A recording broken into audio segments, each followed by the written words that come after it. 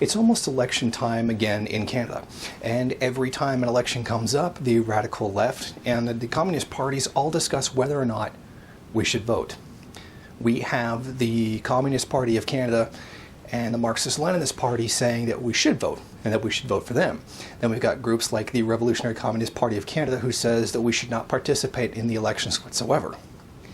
And this is always a thing that goes back and forth between different radical circles, whether or not we should vote, and what are the uses of tactical voting. I have previously said not to vote. I would like to change my position, because I believe that there is something tactical towards voting. And by tactical, I mean from a third worldist perspective. The Communist Party of Canada and the Marxist-Leninist Party of Canada would like us to vote for them.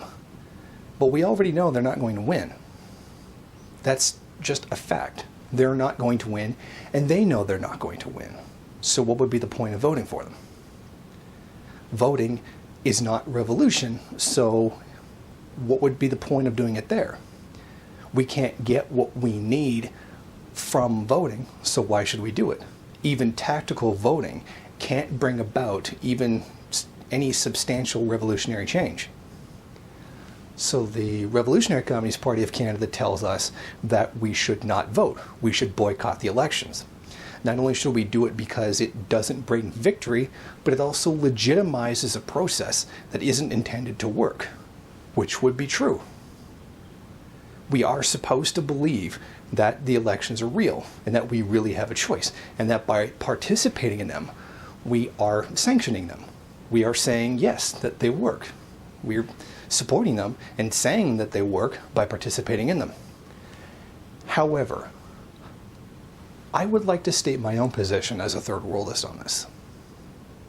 I would say we do need to vote.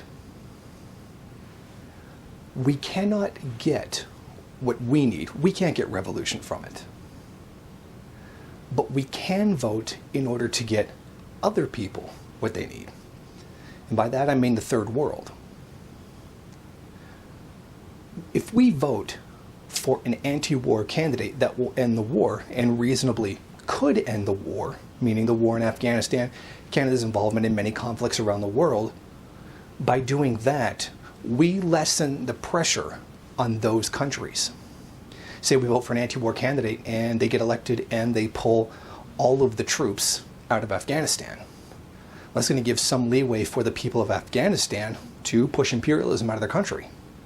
The main premise I've heard the behind calls not for change voting is that we grow can't louder. get what we want. We cannot And it isn't get what we difficult to need. see why. But what if we can get what somebody else Wages are needs? falling, Sure, incomes the are elections are a stagnant, fraud, and household debt but the is majority of the skyrocketing. public is still going to continue to Middle-class believe families that. are working harder than Let's ever. face it, revolution is not going to happen in Canada anytime soon. We're not going to see members of the Communist Party of Canada storming the halls of Parliament the way the ISIS guy did, a bunch of months back. I mean, it's not going to happen. So why don't we vote for something that will make a difference? And I don't mean in a fake difference, like, vote NDP, they'll give us better health care, and all that nonsense. Let's vote in a way that actually helps people. Let's vote anti-imperialist. Let's vote for someone who will end the wars, to give it the breathing space necessary for someone who is willing to do revolution, who is willing to fight. Shouldn't that be what we're all about? Is not imperialism the primary contradiction? And if we can't get what we need out of the elections, then maybe we should get something that someone else can get out of the elections. So to you, any of my Canadian viewers, I would suggest that if you do decide to go to the polls, vote for someone who's going to be anti-war and allow the people of the third world to carry out the revolution they need. Give them the breathing space so they can operate on a higher level as they need to. Because even though we aren't willing to actually fight, first world people aren't willing to carry out revolution, we can help those who are willing to carry out revolution. If you like this video and you'd like to see more of them, then head over to my Patreon page and show your support. Or you can go to the MRN bookstore and check out some of the latest books available. Don't forget to rate, comment, subscribe, and share on various social media.